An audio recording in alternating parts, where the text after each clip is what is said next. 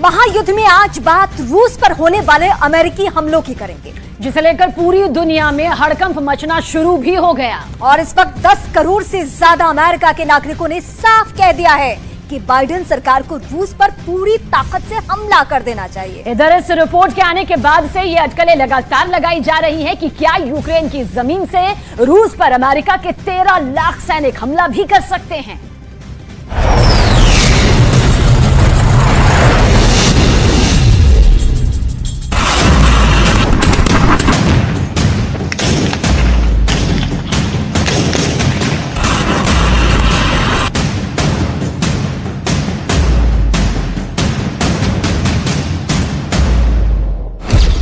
जंग को तैयार 10 करोड़ अमेरिकी। लगता है रूस के खिलाफ ज़ेलेंस्की की मांगें पूरी होने जा रही हैं। रूस यूक्रेन जंग में अब बहुत बड़ा उलटफेर होने जा रहा है। दावा किया गया है कि अमेरिका के 10 करोड़ नागरिकों ने सीधी जंग की मांग की है कि यूक्रेन की जमीन से रूस के खिलाफ अमेरिका सीधा युद्ध करे। दावा तो यहां तक किया गया है कि हो सकता है कि अमेरिका बड़ी तेजी से कुछ ही दिनों में अपने 13 लाख सैनिकों को यूक्रेन जंग में उतार सकता है। ऐसे हालात में सवाल उठ रहे हैं, आखिर अमेरिका की ऐसी क्या मजबूरी है कि वो रूस से सीधी जंग को तैयार हो रहा है।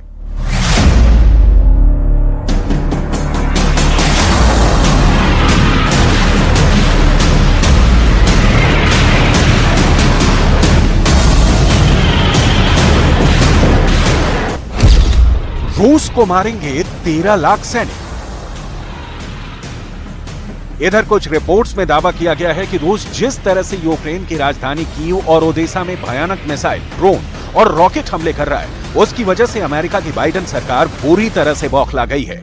दावे किए जा रहे हैं कि अमेरिका यूक्रेनी सेना के काउंटर अटैक की तबाही देखकर अब इस नतीजे पर पहुंचने लगा है कि अगर यूक्रेन में रूस के खिलाफ सीधी जंग नहीं की तो फिर रूस यूक्रेन के साथ साथ नाटो देशों को भी कच्चा चबा जाएगा।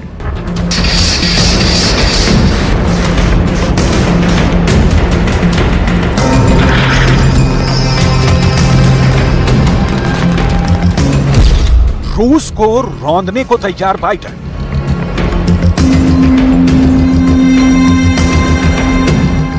हम आपको आगे बताएंगे कि रूस के खिलाफ अमेरिका जंग किस तरह से करने जा रहा है और अमेरिका के इस कदम को क्यों कहा जा रहा है कि रूस के खिलाफ अमेरिकी फौज आत्मघाती मिशन करने जा रही है। लेकिन उससे पहले आप ये जान लीजिए कि पूर्वी और दक्षिणी यूक्रेन में रूस ने यूक्रेन को किस तरह से तबाह कर रखा है। लगभग 1700 किलोमीटर के वॉर फ्रंट पर रूसी सेना यूक्रेनी सेना को तबाह कर रही है। नाटो ने भी पिछले 10 दिनों से यूक्रेन पर जबरदस्त दबाव बनाया हुआ है कि रूस के खिलाफ पूरी गर्मी भर चलने वाले काउंटर अटैक बहुत तेज करो। ज़ेलेंस्की की लाख कोशिशों के बावजूद यूक्रेनी सेना अभी तक दक्षिणी और पूर्वी यूक्रेन में रूसी सेना की पहली रक्षा पंक्ति को ध्वस्त नहीं कर पाई है। लेकिन इधर रूस ने मॉस्को पर हुए ड्रोन हमलों के जवाब में रूस ने यूक्रेन पर पिछले 36 घंटे में 800 हमले कर डाले हैं, जिसकी वजह से ज़ेलेंस्की और बाइडेन के पसीने छूट गए।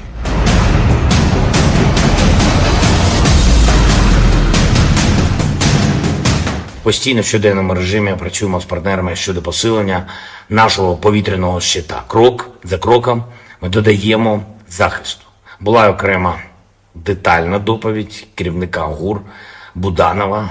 Окупанти точно відчують наслідки нашої роботи. Серйозно відчують. Ми готуємо низку міжнародних заходів. Тиждень буде дуже важливим для України, для нашої зовнішньої політики.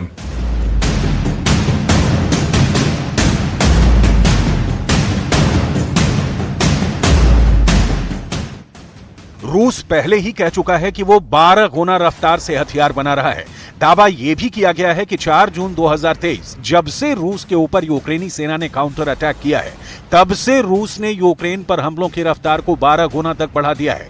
इधर नाटो देशों से मिले 20 लाख करोड़ के हथियार भी यूक्रेन को बढ़त नहीं दिला पाए हैं, बल्कि रूस ने चुन चुनकर अमेरिकी HIMARS rocket, Patriot missile system, Bradley tank को तबाह कर डाला है या फिर कब्जा कर लिया है। अमेरिका को साफ लगने लगा है कि यूक्रेन जंग हार रहा है और हार का सारा ठीकरा अमेरिका और नाटो देशों पर आ जाएगा। इसलिए अब बाइडेन सरकार ने फैसला किया है कि यूक्रेन की जमीन से रूस से सीधी जंग की जाए।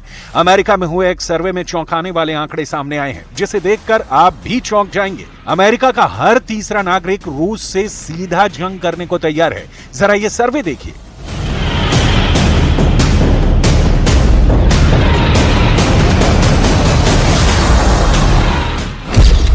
रूस पर अमेरिका के हमले को लेकर बहुत बड़ा सर्वे हुआ है। रेडफील्ड और वेल्टन स्ट्रेटजीज ने रूस पर हमला करने को लेकर सर्वे किया है। सर्वे में दावा किया गया है कि अमेरिका की 1/3 आबादी अमेरिकी सेना को यूक्रेन भेजना चाहती है ताकि रूस पर अमेरिकी सेना हमला कर सके। अमेरिका में 31% मतदाताओं ने साफ कहा है कि अमेरिका अपनी सेना यूक्रेन भेजकर रूस पर हमला करे। अमेरिका की जनसंख्या इस वक्त 33 करोड़ 36 लाख बताई जा रही है। उस हिसाब से अमेरिका में 11 करोड़ से ज्यादा लोग अब रूस पर हमला करने का समर्थन कर रहे हैं।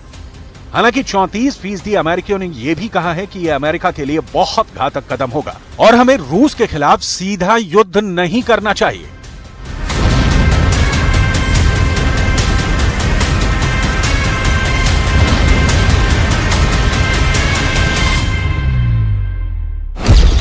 रूस को मारेंगे 13 लाख सैनिक।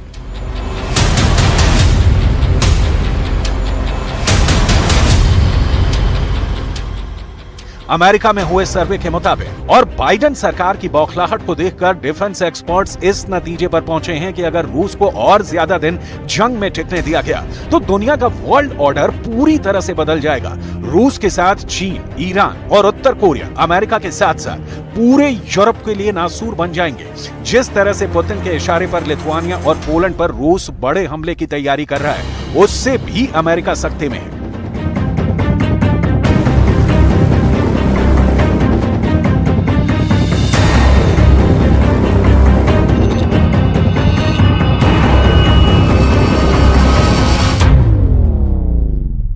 Касается польских лидеров, то, вероятно, они рассчитывают под натовским зонтиком сформировать некую коалицию и впрямую вмешаться в конфликт на Украине, чтобы затем оторвать себе кусок пожирнее, вернуть себе, как они считают, свои исторические территории, сегодняшнюю Западную Украину.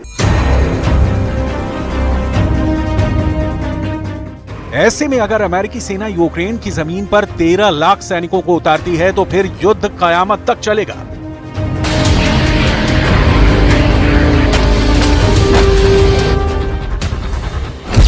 रूस को रौंदने को तैयार बाइडेन।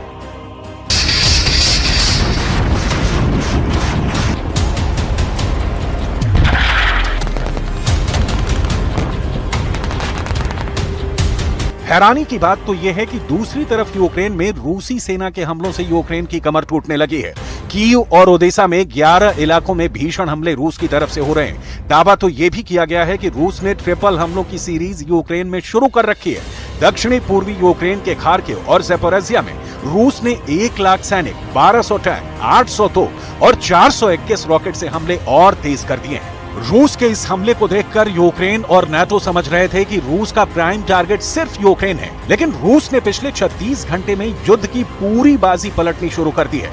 नाटो अभी तक यूक्रेन के काउंटर अटैक को जिताने के लिए फोकस किए हुए था, लेकिन अब नाटो पोलैंड और लिथुआनिया को रूस के हमले से बचाने के लिए मजबूर होता जा रहा है। रूस ने बेलारूस से लगती पोलैंड और लिथुआनिया की 400 किलोमीटर सीमा पर बहुत बड़े हमले को हरी झंडी दे दी है। Западные территории нынешней Польши – это подарок Сталина полякам. Наши друзья в Варшаве подзабыли об этом. Но что касается Белоруссии, то это часть союзного государства. И развязывание агрессии против Беларуси будет означать агрессию против Российской Федерации. पुतिन ने पिछले 3 हफ्तों से यूक्रेन के दक्षिणी और पूर्वी इलाकों पर सबसे ज्यादा खौफनाक हमले किए हैं। हैरानी की बात तो यह है कि रूस की सेना नाटो के हथियारों के पीछे हाथ धोकर पड़ गई है। नाटो के leopard 2 tank, challenger tank, HIMARS rocket और पैट्रियट मिसाइल सिस्टम को धमाकों के साथ उड़ाया जा रहा है।